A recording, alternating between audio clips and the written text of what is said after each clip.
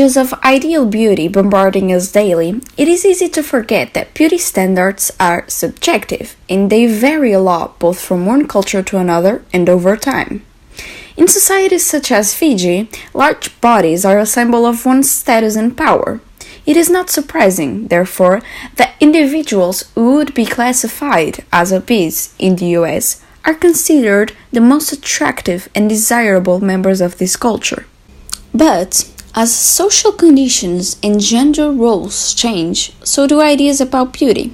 In the 1960s and 70s, beauty ideals for women shift from the mature curvaceous body of stars such as Marilyn Monroe to the stick, thin, flat chest figure symbolized by supermodels such as Twiggy or Jean Shrimpton. The appearance of these figures as role models had a great impact on the way we view our own image. In the interest of better understanding how the way teens see themselves can have an impact on them, we decided to ask the ones around us. From 0 to 10, how did your image influence you as a teenager? I don't know.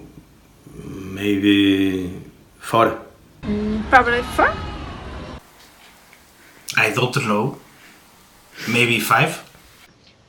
3. Well, I don't know, but maybe 8, I think.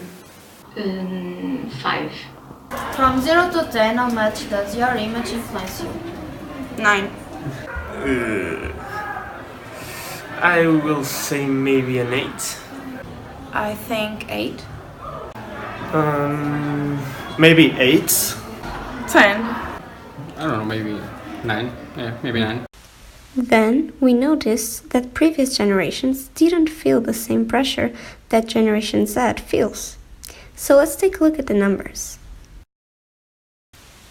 As you can see, the previous generation wasn't globally concerned about their appearance as teens.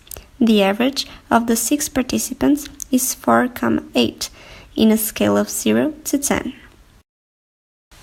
Using the same scale but now questioning present-day teens, the average is 8,7. In other words, the impact that our self-image has on teens has almost doubled in the past decades.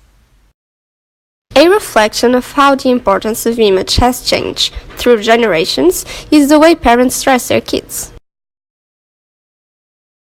We can see that before, parents dressed their kids carelessly, because the clothes they wore weren't made to look pretty, which is the case nowadays.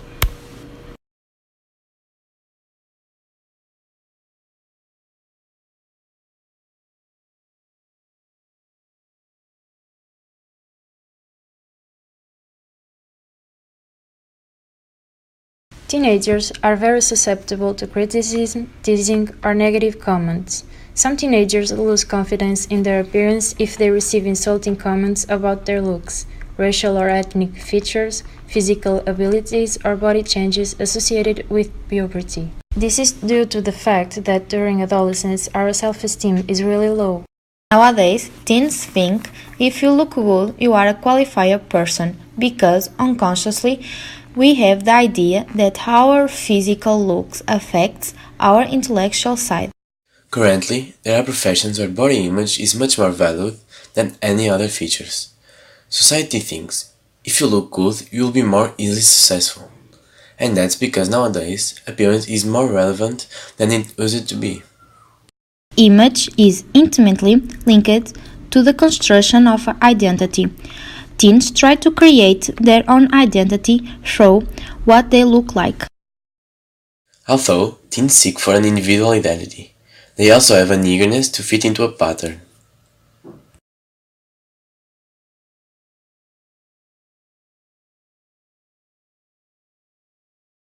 As we all know, companies are using social media to promote their products and services. The techniques they use to accomplish that goal turn out having a psychological impact on us. We may or may not want to buy a certain product, but we will most certainly want to look like the person who's advertising it. They are aware of how images and videos can easily spread and go viral. And because everything spreads so easily in the internet, just like a virus, this idea that only a certain look is acceptable will multiplicate in teenagers' minds. That's exactly why beauty standards can be easily eradicated. Young boys and young girls are now more than ever under pressure to look like beauty models. Taking into account the data we collected, we can conclude that teenagers always cared about their image, although nowadays, one's image has a lot more importance in a teen's life.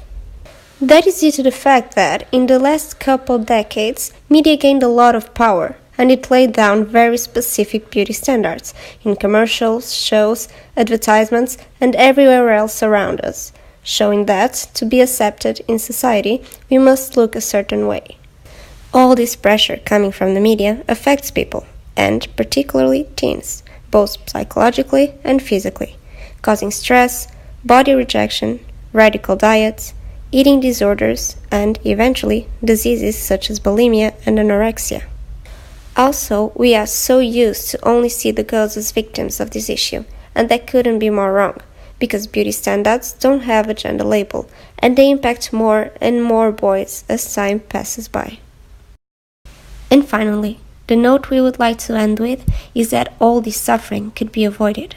If only people believed in their genuine and singular beauty, ignoring all the standards we feel like we need to follow.